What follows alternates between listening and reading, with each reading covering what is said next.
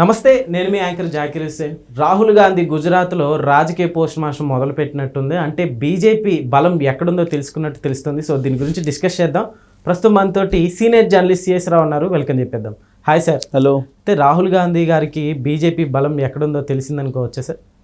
So Rahul Gandhi గారు ఇప్పుడు గుజరాత్ మీద ఆయన కాన్సన్ట్రేషన్ చేశారు. ఎందుకు కాన్సన్ట్రేషన్ చేశారు అక్కడ అని అంటే, గుజరాత్ మోడల్ని చూపించి నరేంద్ర మోడీ గారు ప్రధానమంత్రి అయ్యారు అనేది ఆయన ఉద్దేశం. ఓకే. అందుకే ఎక్కడి నుంచి అయితే బీజేపీ బలపడిందో అక్కడి నుంచే బీజేపీని బలహీనపరచాలి అనేది రాహుల్ గాంధీ యొక్క లక్ష్యం. ఓకే. అందుకే అక్కడ గుజరాత్లో రాజకీయ పోస్ట్ మార్టం చేస్తున్నాడు. ఆ క్రమంలో ఆయనకి తెలిసినటువంటి అంశం ఏంటంటే, కాంగ్రెస్ ఎలా ఉంది అనే దాని మీద రెండు వ్యాఖ్యలు చేశారు ఆయన. ఏం చేశారనంటే, రేసు గుర్రాలని పెళ్లి ఊరేగింపుకి పంపించినట్టు ఉంది, అలాగే పెళ్లి ఊరేగింపుకు ఉన్నటువంటి గుర్రాలని రేసుకు పంపించినట్టుంది కాంగ్రెస్ పార్టీ పరిస్థితి అనేటువంటి వ్యాఖ్య చేశారు. ఓకే. అంటే ఆయన చేసినటువంటి వ్యాఖ్యలో చాలా సీరియస్నెస్ ఉంది. కాంగ్రెస్ పార్టీ దెబ్బతినడానికి కారణం ఏంటి అనే దాని మీద ఆయన ఈ వ్యాఖ్య చేశారు. రేసుకు పంపించాల్సినటువంటి గుర్రాలనేమో పెళ్లి ఊరేగింపుకి పంపిస్తున్నారు, అలాగే పెళ్లి ఊరేగింపుకి పంపించాల్సినటువంటి గుర్రాలనేమో రేసుకు పంపిస్తున్నారు, అందుకే కాంగ్రెస్ పార్టీ దెబ్బతింది అనేటువంటి వ్యాఖ్య చేశారు. ఓకే. జరిగినటువంటి తప్పుని ఆయన తెలుసుకున్నారు. అంటే సరైనటువంటి లీడర్కి సరైనటువంటి పదవులు ఇవ్వట్లేదు, ప్రత్యక్ష రాజకీయాల్లో ఎవరిని ఉంచాలి ఎక్కడ ఉంచాలో ఉంచటం లేదు, కురువృద్ధులు ఎవరైతే ఉన్నారో వాళ్ళని ముందు పెట్టి పార్టీ నష్టపోయింది అనేటువంటి యాంగిల్లో ఆయన మాట్లాడినట్టు కనిపిస్తుంది. ఓకే. కాంగ్రెస్ పార్టీ దెబ్బతింటానికి కారణం. అలాగే ఈ సీనియర్స్ లేదంటే కొంతమంది కాంగ్రెస్ పార్టీ వాళ్ళు బీజేపీ తోటి కలిసిపోయారు, బీజేపీ కోట్లుగా వ్యవహరిస్తున్నారు కాంగ్రెస్ పార్టీలో ఉంటూ అనేటువంటి అభిప్రాయాన్ని కూడా వ్యక్తం చేశాడు ఆయన. ఓకే. అందుకే ఆయన ఏమంటాడంటే, రాబోయేటువంటి రోజుల్లో ఇలాంటి తప్పులు జరగకుండా మనం వెళ్ళాలి, రేసు గుర్రాలని రేసు కోసమే ఉపయోగించాలి, పెళ్లి ఊరేగింపు కోసం ఉపయోగించేటువంటి గుర్రాలని అందుకోసమే ఉపయోగించాలి ఓకే అనేటువంటి ఒక వ్యాఖ్య చేశాడు. అంటే రాబోయేటువంటి రోజుల్లో కాంగ్రెస్ పార్టీలో బలమైన నాయకుల్ని, కురువృద్ధులు, బీజేపీ కోట్లు ఎవరైతే ఉన్నారో వాళ్ళని పక్కన పెట్టేటువంటి అవకాశం ఉంది.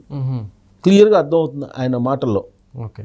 ఇంకో మాట ఏమన్నాడు, నరేంద్ర మోడీ గారు ప్రధానమంత్రి కావడానికి గుజరాతే కారణం, గుజరాత్ మోడల్ను చూపించి భారతదేశం అంతటికి ఆయన ప్రధానమంత్రి కాగలిగాడు, అదే గుజరాత్ నుంచి కాంగ్రెస్ పార్టీని బలోపేతం చేసుకోవాలి అనేటువంటిది ఆయన ఆలోచనగా ఉంది. ఓకే. అంటే బలము బలహీనత గుజరాత్లోనే ఉంది బీజేపీ కానీ. ఓకే. నెక్స్ట్ రాబోయేటువంటి అసెంబ్లీ ఎన్నికల్లో గుజరాత్లోనే కాంగ్రెస్ పార్టీ జెండా ఎగరేయాలి, అక్కడి నుంచే మళ్ళీ ఢిల్లీ పీఠం అందుకోవాలి అనేటువంటి ఆలోచన ఆయన చేస్తూ అలాంటి వ్యాఖ్యలు చేశారు. అందుకే ఇప్పుడు గుజరాత్ మీద కాన్సన్ట్రేషన్ చేశారు. ఓకే. గత ఎన్నికల్లో ఏమైంది, ఆప్ కూడా పోటీ చేసింది. ఒకవైపు ఆప్ పోటీ చేసింది, మరోవైపు కాంగ్రెస్ పార్టీ, ఇంకొక వైపు బీజేపీ. దీంతో దాదాపు 7 సార్లు 8 సార్లు గుజరాత్లో బీజేపీ వరుసగా గెలుస్తూ వచ్చింది.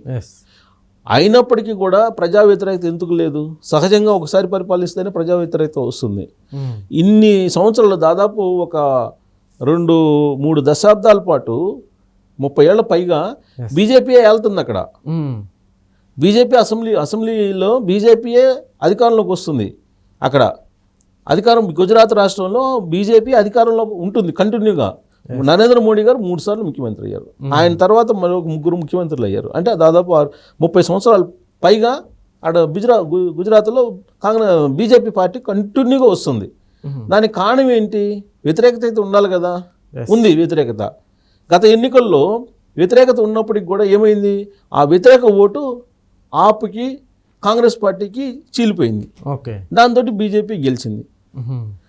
ఈసారి ఆ తప్పు జరగకుండా చూసుకోవాలి అనేది రాహుల్ గాంధీ యొక్క ఆలోచన. ఓకే. వర్కౌట్ అవుతుంది అంటారు సార్ అది?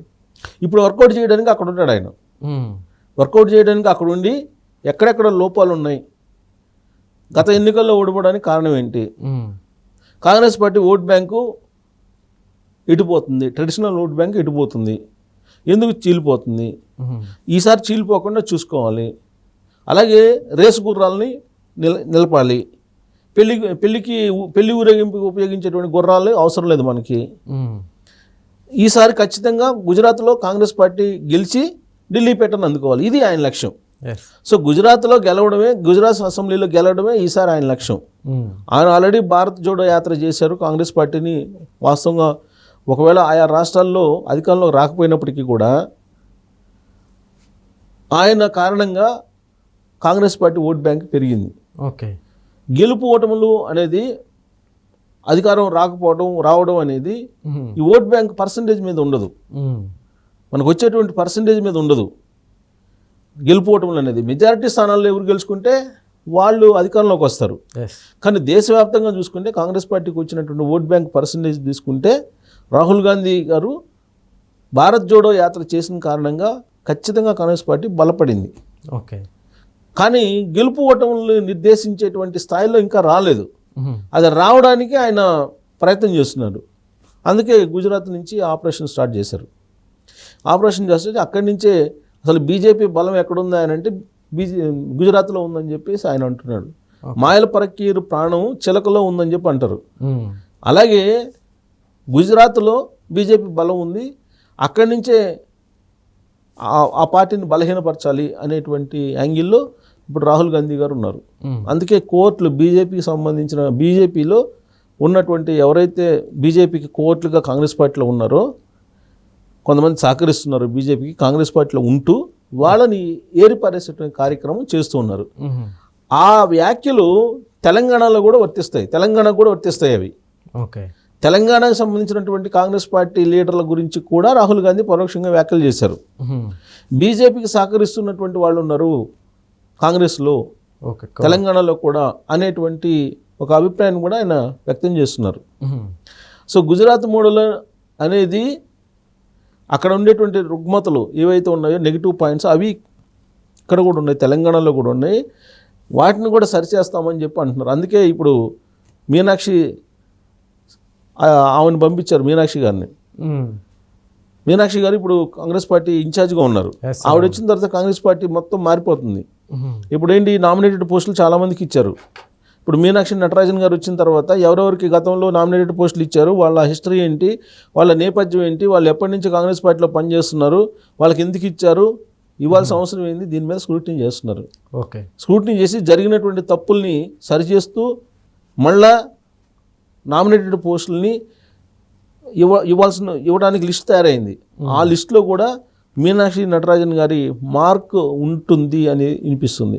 అలాగే మంత్రివర్గ విస్తరణ కూడా అదే తరహాలో ఉంటుందని చెప్పి కూడా తెలుస్తుంది. అందుకే రేవంత్ రెడ్డి గారు ఈ మధ్యకాలంలో నిన్న బుధవారం రోజు ఏమన్నారంటే మంత్రివర్గ విస్తరణ అనేది జరుగుతుంది, మీ పని మీరు చేయండి అని చెప్పి ఆయన చెప్పారు.